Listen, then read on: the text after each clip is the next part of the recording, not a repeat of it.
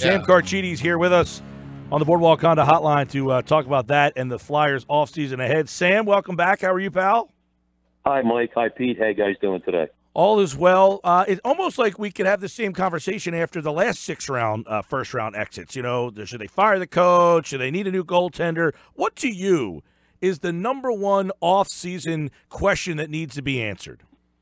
Yeah, I think this year's a little different, though, because, this year they finally had some young players who really developed, and they have a couple more that are on the way. So, I'm not as negative as some of the fans out there that, you're not going to get instant gratification, especially in the salary cap year. I mean, the Vegas Golden Knights are the exception, not the rule, and they have a lot of advantages that other expansion teams didn't have. But as far as, what they have to do in the offseason, I think there's a couple areas of concern. I think the playoffs really showed that they need another defenseman. They probably need a veteran defenseman, a guy who's maybe a number 2 or 3 guy that they can really count on for 23, 22 minutes, something like that.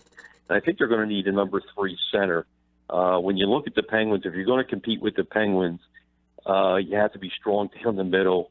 Doesn't get much stronger than the Penguins with Crosby, Malkin, Brassard. The Flyers are going in next year right now would have Sean Couturier, number 1, Nolan Patrick, number 2, and Scott Lawton, number 3. That's not going to get it done. So they definitely need a third-line center or maybe a higher-level center, and it bumps the other guys down. John Tavares is out there. I know he's going to cost a lot, and I know people in New York think he's going to return to the Isles. Some people in Toronto think he'll go there. But, it's just interesting conversation to think that maybe Tavares, the Flyers are going to have cap space. It would make them monumentally better if they had John Tavares. That's a no-brainer, but whether they can make that happen is probably a long shot. Now, is this the first time that Hextall has been here that they should be able to be a player in free agency? Yeah, no question about it. I mean, they've had a little bit of cap space, but nothing like this. If they buy out Val Filppula, Val Filppula will be gone. If they buy out Yuri Laterra, that's going to save them about 3.4 when you do the formula. He makes, I think it's 4.7 is his cap hit now, and he makes about $5 million. But the long and short of it is the cap space now. The cap is $75 million. It's going to go up probably to $80 million based on what Gary Bettman said a few months ago. He said 78 to 82, so I'm putting it right in the middle. So if the cap goes up to 80 and the Flyers buy out Laterra, they're going to have a little over $25 million. Now they have to pay a few guys in there, but he's going to have enough cap space to make a significant move. Whether it's a marquee guy like Tavares or Carlson, a defenseman from Washington, that remains to be seen. But at least he has flexibility, and I think this is a big summer for Hextall. He's never had, if you want to call it this kind of pressure, but he has some pressure to really do something significant, whether it's with a trade, whether it's with free agency. He's got to make this team better. There's no question. And, he's done a great job with the farm system, but he has to add a couple pieces right now to go with those young players that are really starting to develop. Sam, the NHL's announced that Wayne Simmonds is a finalist for the Mark Messier Leadership Award. Some of the fan base out there might question that given his playoff performance and given that we saw a hat trick in the season opener and then really nothing else out of Wayne Simmonds, but he did kind of hint about that. Where do you think Wayne Simmonds' future is with this hockey club? Yeah, that's a good question because I think a lot of it depends on we're going to have a closeout day tomorrow and maybe even Thursday at the Flyers practice facility in Voorhees.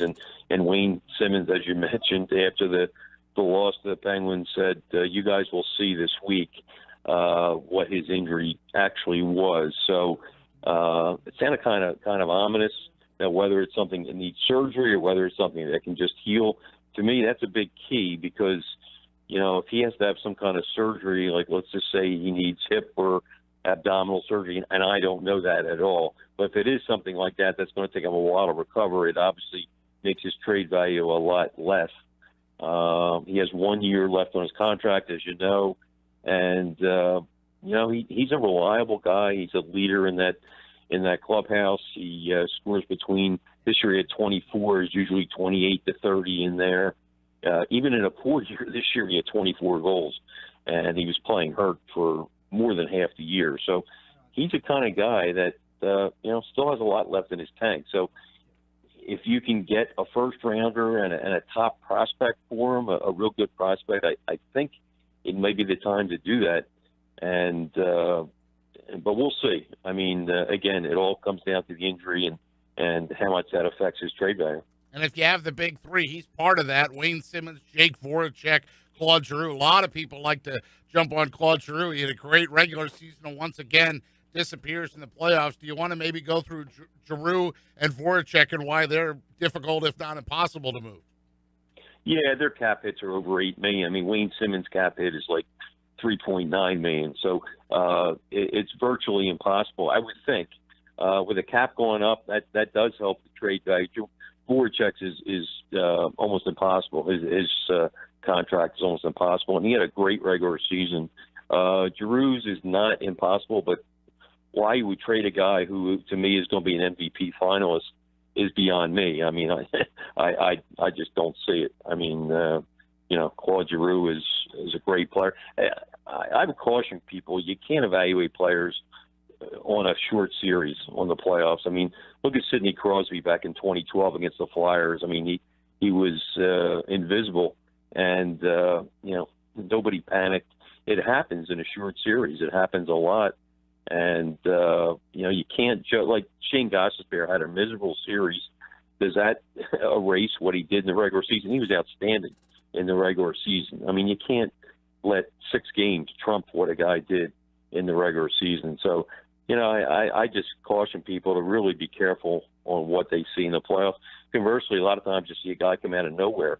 Not that Jake Gensel of the Penguins, not that he had an off year. He had a terrific year, but, he was lights out in the playoffs. So, I mean, a lot of strange things happen in the postseason. So, to me, I grade on what I see in the regular season. I think that's a lot more valuable. They've got 21-year-old Ivan Provorov, 19-year-old Nolan Patrick. A lot of people, Sam, and we're talking with Sam Carchidi from the Philadelphia Inquirer, Flyers beat writer. A lot of people threw out to me Carter Hart, and they love to go to that name, but the guy hasn't even played a game in the AHL yet. And there are people like, oh, bring him right up, throw him at the Wells Fargo Center. He'll be great. I don't anticipate. I'm curious to get your thoughts.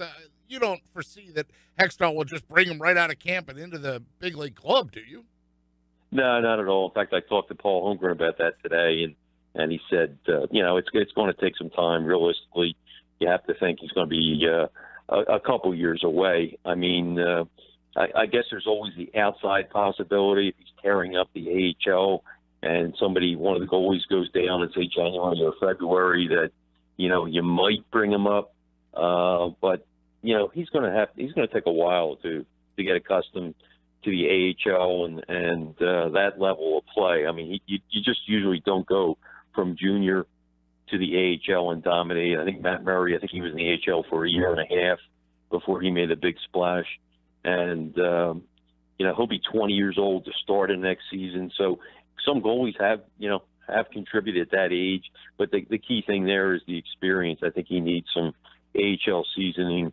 And if I was a betting person, I would say, 2019-20 is the year where you have a good shot. It's not lights out, but I think a good shot to be the Flyers' #1 goalie, or at least be in a platoon where he played, 40, 45, 50 games maybe. But next year is really a long shot, I think, at this point. So, Sam, what is the plan and goal? We're looking at basically the same story again. Brian Elliott, Michael Neuvert, Alex Lyon, Stolarz, he missed the whole year virtually with that injury, but are we looking at yet another year of the goalie carousel? Yeah, I think Brian Elliott will be the guy next year, and I'm not so sure that Michael Neuvert will be back here. I think, with all his injuries, it's been well documented. He's a really good goalie when he's healthy, but he's just not healthy. And I think if Hextall can get, a 5th-round pick or something like that even a 6th-round pick. I think he moves Neubers, and I think either Alex Lyon or Stolarz will be the backup next year. Next year is a bridge year to Carter Hart. The Elliott we saw in the last couple games of the season and during the playoffs was not the Brian Elliott we saw for a majority of the year. Was he spectacular during the season? Not at all, but he was solid. He was dependable. And, you can win games with Brian Elliott. I just think just from reading between the lines, different comments and people have made in the organization, I would be a little surprised if Michael Neuwirth is back. And who knows, they could even go out and try to sign, another veteran as a backup goalie. That's a possibility. But Alex Lyon was fine.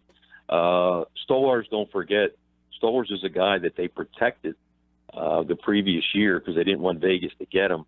They think very highly of Stolarz. As you mentioned, he's had injuries to both knees, and hopefully he can bounce back. And by September, during training camp, I wouldn't discount Anthony Stolarz being here next year. Again, he's got to be 100% healthy. All right, Sam Carchidi, the Flyers season in the books as they lose 4-2 to the Pittsburgh Penguins. We'll see what the offseason brings, as Sam was kind enough to give us a little preview of that here on the Sports Bash. Thank you, Sam.